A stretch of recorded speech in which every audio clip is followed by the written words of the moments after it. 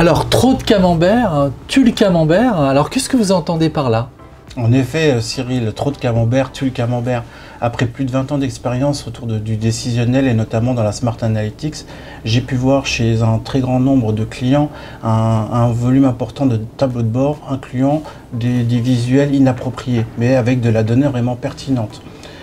Pour moi, le champion, vraiment le champion du monde du visuel que je vois dans mes tableaux de bord, c'est vraiment le camembert. Je le vois vraiment partout, je l'ai vu sur toutes ses formes, sous toutes ses couleurs. Le pire visuel que j'ai pu voir, c'est vraiment une indigestion visuelle que j'ai eu chez un de mes clients, c'est d'avoir vu dans un tableau de bord une multitude de camemberts en forme 3D avec des dégradés de couleurs fluo. Ça a vraiment été horrible et c'est un souvenir que je ne pourrai jamais oublier. Le but vraiment de la DataVis, c'est vraiment de transmettre, de traduire par des images des données, un jeu de données, expliqué pour rendre en fait cette donnée la plus intelligente et la plus intelligible possible.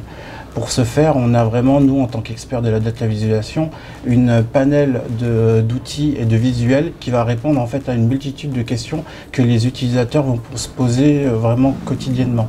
Le camembert fait partie en fait de ce panel. Il faut vraiment l'utiliser à bon escient. Donc trop de camembert tue le camembert. Il faut y aller avec modération. On dit souvent qu'il faut raconter une histoire lorsque l'on communique. Alors comment créer du storytelling autour de tableaux de bord? Bien évidemment, le storytelling est vraiment associé à de la data visualisation un peu poussée. Généralement, on parle du storytelling pour des tableaux de bord, la production de tableaux de bord bien finis et très jolis. Le storytelling est vraiment le processus qui va permettre en fait de raconter une histoire autour de la donnée. Il est composé de 3 éléments fondamentaux qui sont la donnée, le visuel et la narration. La narration couplée avec la donnée va permettre en fait de raconter une histoire, de définir en fait quels sont des phénomènes et quels sont les indicateurs qui sont pertinents par rapport à d'autres. La data couplée avec le visuel va permettre de mettre en exergue en fait une donnée qui peut être cachée par rapport à une autre, d'identifier des phénomènes et de pouvoir expliquer certaines tendances. Pour conclure, quels conseils donneriez-vous à une entité qui souhaite mettre en place des solutions de data visualisation? Mon premier conseil, c'est vraiment de sortir sur toutes ces problématiques technologiques, choix d'outils, etc.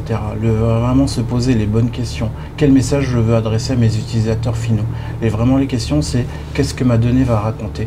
La deuxième question, c'est qu'est-ce que je souhaite moi raconter et quels sont vraiment les points importants, quels sont les messages importants que je veux adresser à mes utilisateurs et à qui je dois les adresser. À partir de ces 3 questions, je vais pouvoir répondre à l'ensemble en fait de mes problématiques et vraiment adresser et répondre à mes utilisateurs finaux.